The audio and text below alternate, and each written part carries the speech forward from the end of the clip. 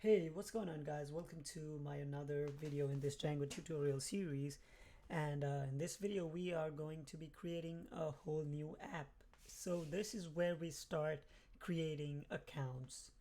By accounts I mean user accounts, and we'll discuss on how we'll store them in the database, how we're going to log them in, log them out, register them, and then we are going to discuss about the permissions level for different users and all that stuff.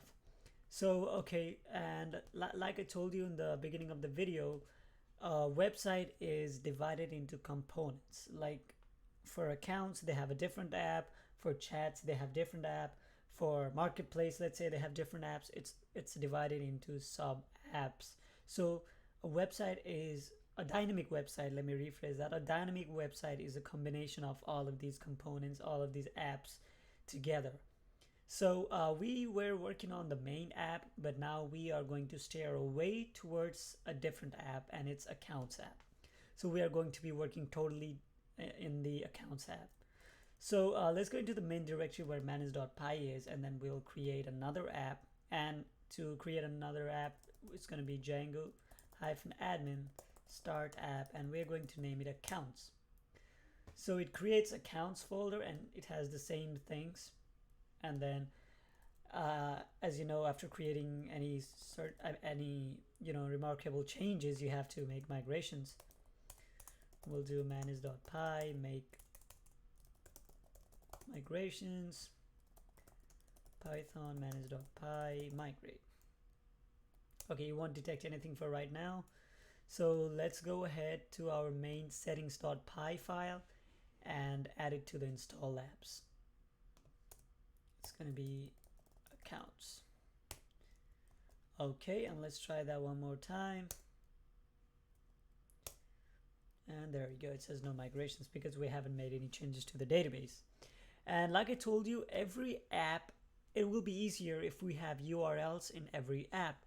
So for that reason, we created URLs in main.py, and we are also going to create URLs in accounts app.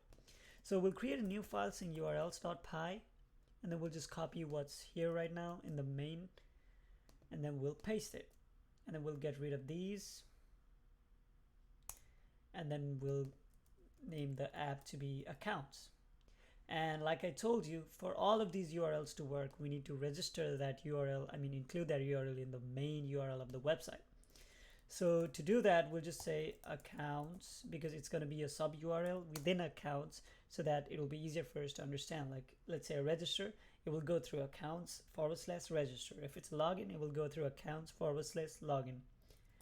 So we'll include accounts.urls. All right, and yep, our setup has been done.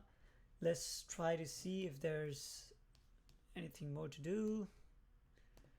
And yeah, I think that's it for this video. So in this video you learned about how to create another app, and we will be discussing more about the registration in the next video. And in next video you will be able to actually register users to your website.